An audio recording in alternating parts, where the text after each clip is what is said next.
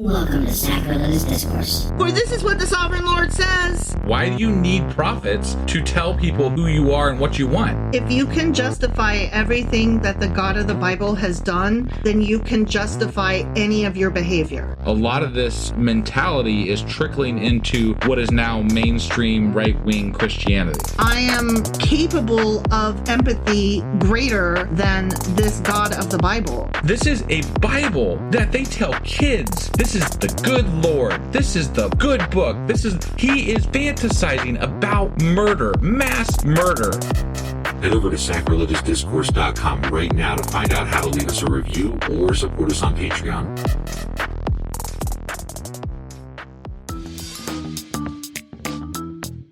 Hey there, sinners and saints. It's your favorite Bible-bashing duo from Sacrilegious Discourse, and we need your help. That's right, folks. We're raising funds for some heavenly equipment and a studio that doesn't sound like it's in the depths of hell. Our current setup, let's just say it's more apocalypse than audiophile. So if you want to hear us dissect the Bible without the background noise of demonic squirrels, chip in a few bucks. We're aiming for $5,000 to upgrade our audio and build a studio worthy of blasphemous banter. Donate today and help us spread the good word of atheism. You can find a link right on our homepage, sacrilegiousdiscourse.com. Every dollar counts. Even if it's from your collection plate.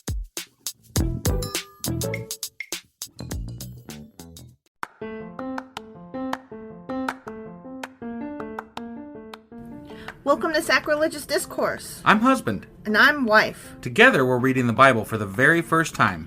We grew up without religion and wanted to know what all the fuss was about. Well, what have we learned so far? That God is a dick, and apparently some people believe in talking donkeys. We're not trying to pass ourselves off as experts. Nope, we're just reading the Bible for the first time and giving our first take reaction. If you'd like to join us in this venture, you might consider starting at episode 1. Otherwise, jump in wherever you like. All right, let's go read the Bible. Yeah, let's get to it. Husband! Wife! Do you know what we are doing today? Well, we're kind of going back to the beginning. We are the beginning. One might even call it the Genesis. The Genesis, the day, the one day, day one. Well, there was like 7 of them. But in the beginning, there was just the word. And it was dark. And he found it good until he did some other shit, and that was good too. Right, he made light twice. He did. And good stuff. And there were 2 different creation stories. Yeah. And so he made things out of order depending on which one you go with. Right. Yeah. Okay. All right, so we never did early on, when we first did Genesis, we never did a Contradictions episode. That is correct, my good sir. Which we've been doing for our other books. We have. So here we are, later on in our podcast. We're coming back to it. Mm-hmm. We're doing what? We are doing, I think we call them not contradictions, but you're always wrong. We're going to start that right in Genesis, huh? Mm-hmm. Okay. We are. So here's our Contradictions episode for Genesis. Yep.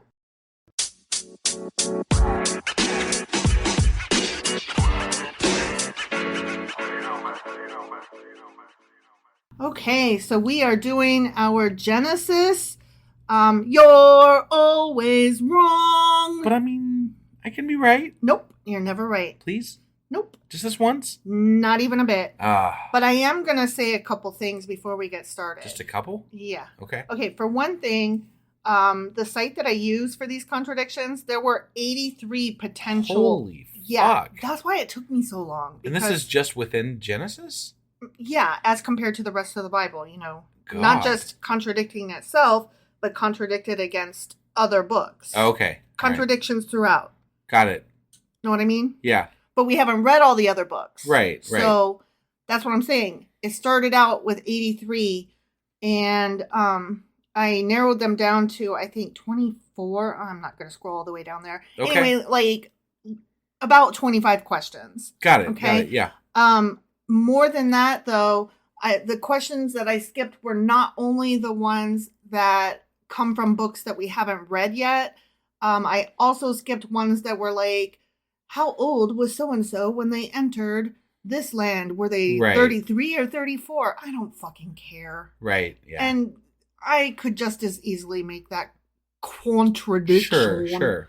So I don't know. I skipped kind of some of that. And then there were a couple others that we had kind of mentioned at the time that were like, I don't really feel like that's necessarily a contradiction so much as record keeping bullshit. And, who was so-and-so's dad? Was it this guy or that guy from these countries? And I couldn't remember either of them, so I knew that you wouldn't. So obviously, who cares? Right. So I'm letting it be known that there are other questions.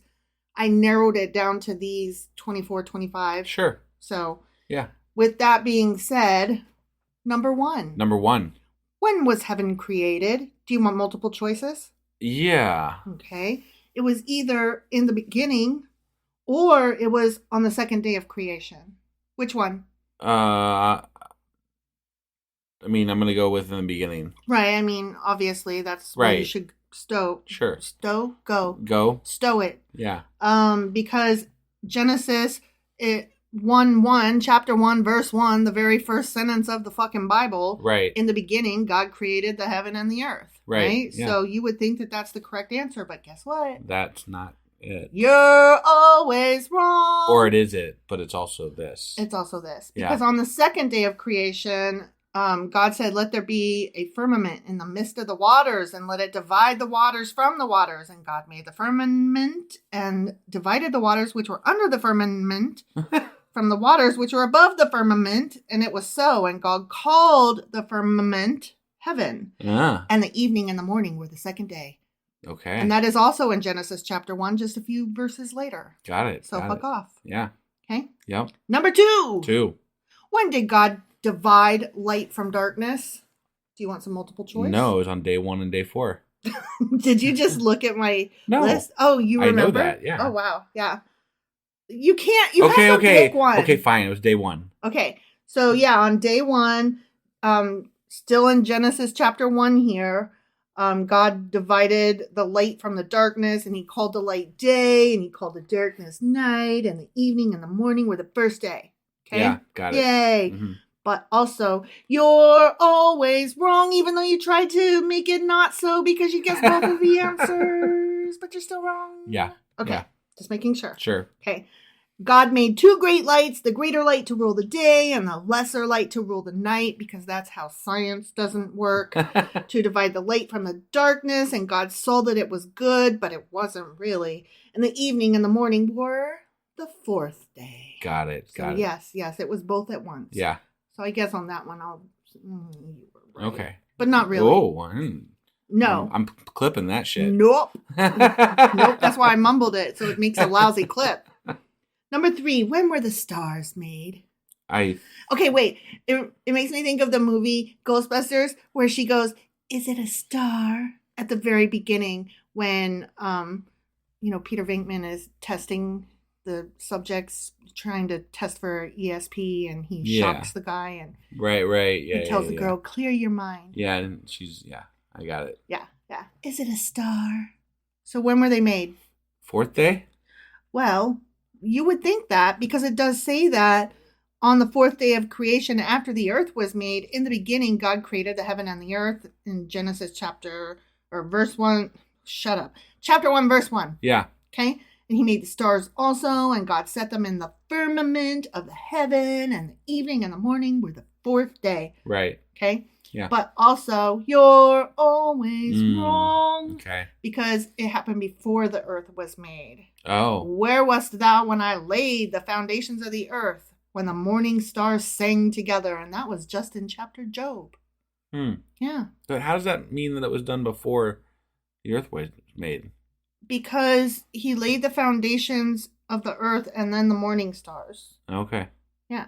I don't know. That's not real clear, I don't think. Yeah, that's not real whatever. clear. I probably shouldn't have included that, but I just wanted to because I really liked the whole morning stars singing together. Sure. And I also liked that we just read Job. Sure. Okay. So all right. It just felt good. Yeah. Okay. I got it. But yeah, I won't say that you were wrong on that one because it's a dumb question, but I certainly won't say that you were right. Okay.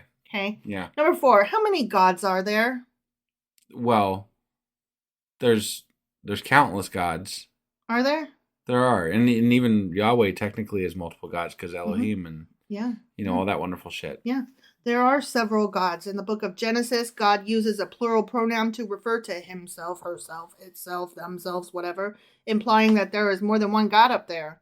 So, like in Genesis, he says, and God said, let us make man in our image. And then further on in Genesis, and the Lord said, behold, that man has become as one of us to know good and evil. And then later on, he says, let us go down there and confound their language. So, yeah. The Old Testament God is a God of gods who is worshipped by other gods. Okay. So in Deuteronomy, we've got, for the Lord your God is God of gods and Lord of lords. Yeah. And also he's better than the other gods. Of course he is. Because, Yahweh, Elohim, whatever. Yeah. In Exodus, we've got, who is like unto thee, O Lord, among all the gods. Yeah. And also, now I know that the Lord is greater than all gods. And also, still in Exodus, thou shalt have no other gods before me. But this is, by the time we got to Exodus, though, this is when they were talking about other gods. Like, there's, like, these other gods that exist out there. And they were kind of like localized demigod type things. Yeah.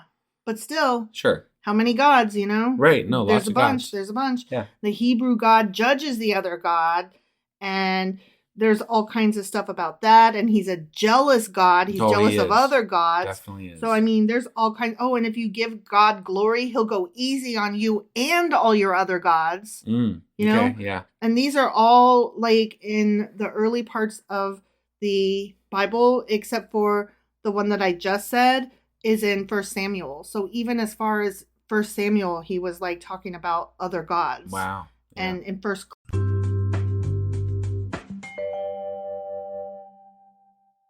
Aw, what happened? Well, this was our Contradictions episode for Genesis, which we actually did so that we could wrap up doing our standalone podcast that we have over for our Sacrilegious Discourse Genesis podcast that stands on its own. On its own? Yeah. So we're going to be doing separate podcasts for each book of the Bible.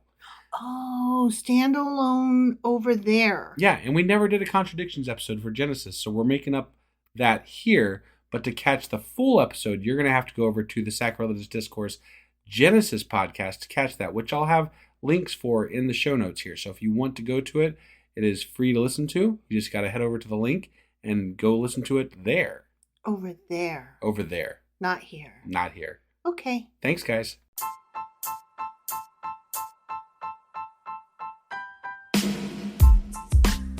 Hey, wife, I guess that's the end? But husband, that's just sad. It doesn't have to be. We are on lots of social media platforms like Twitter. Our handle there is sacrilegious_D. For D's nuts. Oh my God. Stop doing that. Anyway, we're also on Facebook, Instagram, and Pinterest. There's a link to all of our social media sites at our website. Ooh, we have a website? Yeah, it's sacrilegiousdiscourse.com, where you can also find a link to our merch shop. We have a merch shop? Yep, we have podcast-themed clothing, mugs, notebooks, and more, as well as an atheist and science-themed products. Wow, our fans should really go check that out right now. Definitely. They can get in touch with us by sending an email to sacrilegiousdiscourse@gmail.com. But before they do that, we could really use some help. Oh yeah? With what?